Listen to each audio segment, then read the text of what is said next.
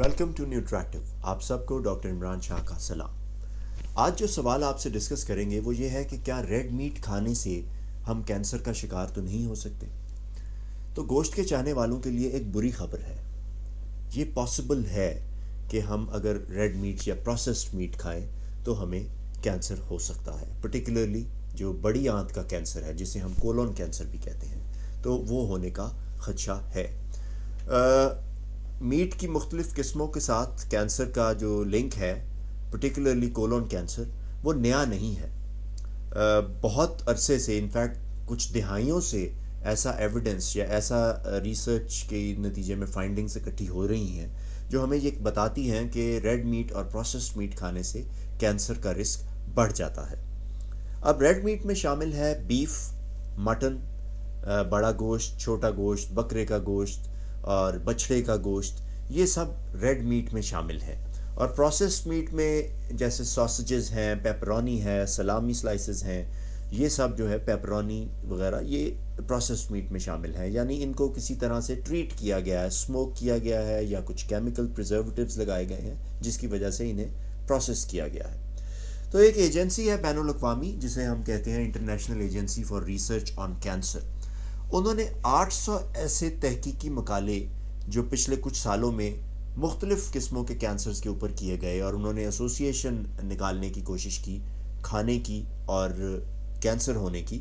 तो उसमें उन्होंने ये प्रोसेस्ड मीट और रेड मीट के ऊपर ख़ास तौर पर काम किया। सो IARC जो है वो इन रेड मीट और प्रोसेस्ड मीट को एक डाउट की नज़र से देखती है।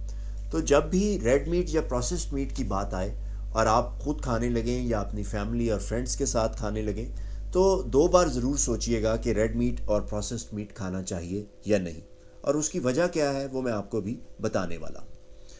उसकी वजह यह है कि ये IARC जो है, international agency for research on cancer, उन्होंने रेड मीट को अपनी क्लासिफिकेशन में ग्रुप 2A में रखा है।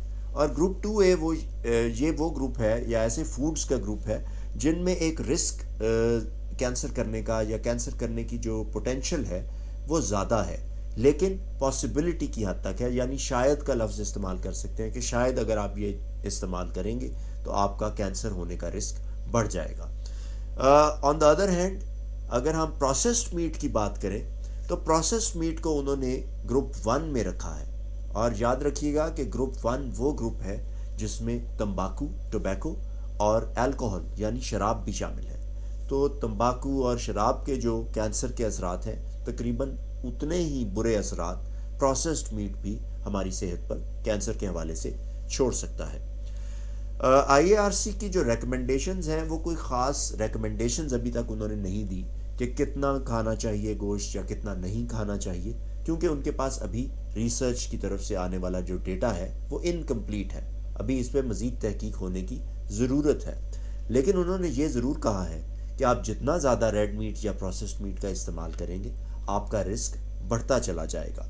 तो मैं आपको अगर एक मिसाल के तौर पर बता सकता हूँ, जो IARC की तरफ से एक सजेशन है वो ये है कि अगर आप 50 ग्राम प्रोसेस्ड मीट रोज़ाना खाएंगे तो आपका रिस्क जो कोलन कैंसर का या बड़ी आंत के कैंसर का है वो 18% बढ़ जाएगा।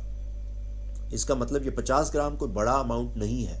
हम आम तौर पे पर्टिकुलरली वो लोग जो पसंद करते हैं गोश्त, तो वो इतना अमाउंट तो बहुत ही आसानी से इस्तेमाल कर लेते हैं। तो उस सूरत में आपका रिस्क 18% बढ़ जाता है बड़ी आंत के कैंसर का। जो माहिरीन हैं वो बहुत अरसे से केमिकल्स जो प्रोसेस करने के लिए, गोश्त को प्रोसेस करने के लिए इस्तेमाल हो रहे हैं, उनके ख़तरात से हमें बहुत अरसे से आगाह भी करते रहे हैं और ख़बरदार भी करते रहे हैं। और इन केमिकल्स में जो 2 केमिकल्स ज़्यादातर नोटोरियस हैं या जिनका नुकसान करने का जो रिस्क है वो बहुत ज़्यादा है, वो है नाइट्राइट्स और नाइट्रेट्स।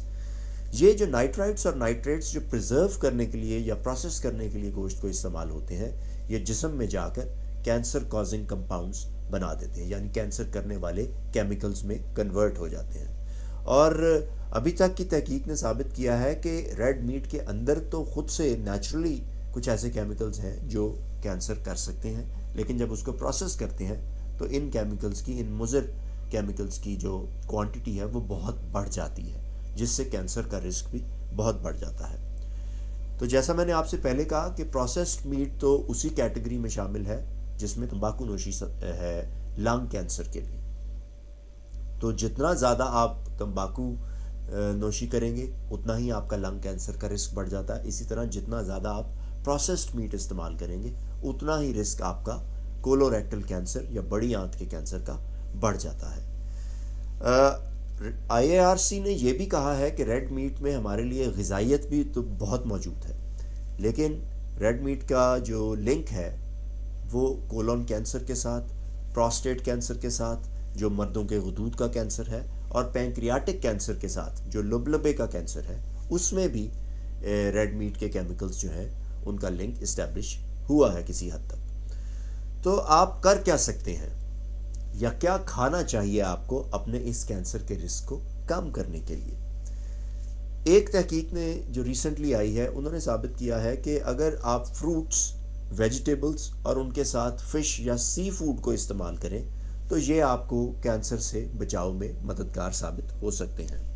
تو آپ اپنی ڈائٹ میں مچھلی کا استعمال کریں، سبزیوں کا استعمال کریں، پھلوں کا استعمال کریں، اور ایسی ڈائٹ کو ہم کہتے ہیں پیسکو ویجیٹیرین ڈائٹ یا پیسٹیرین ڈائٹ۔ تو یہ جو پیسکو ویجیٹیرین ڈائٹ ہے اس میں موسٹلی تو فروٹس اور ویجیٹیبلز ہی ہیں، پھل اور سبزیاں ہیں، لیکن ان کے ساتھ مچھلی کا بھی ایک مناسب اماؤنٹ شامل ہے، مچھلی یا دیگر سی فوڈ جو ہیں۔ اور تحقیق نے یہ بھی ثابت کیا ہے کہ اگر آپ ایسی ڈائٹ لیتے ہیں یعنی پیسکو ویجیٹیرین ڈائٹ لیتے ہیں تو آپ کا جو کولوریکٹل کینسر کا رسک ہے وہ 45% تک کم ہو سکتا ہے۔ تو یہ جو ڈائٹ ہے vegetables, fruits, fish and seafood, یہ ویسے بھی ہماری صحت کے لیے بہت اچھی ہے، دل کی صحت کے لیے بہت اچھی ہے۔ تو یہی ڈائٹ جو دل کی صحت کے لیے اچھی ہے وہ کولوریکٹل کینسر سے بچاؤ کے لیے بھی ہمارے لیے مددگار ہے۔ آپ کو امید ہے ویڈیو پسند آئی ہوگی، ضرور لائک کیجیے گا۔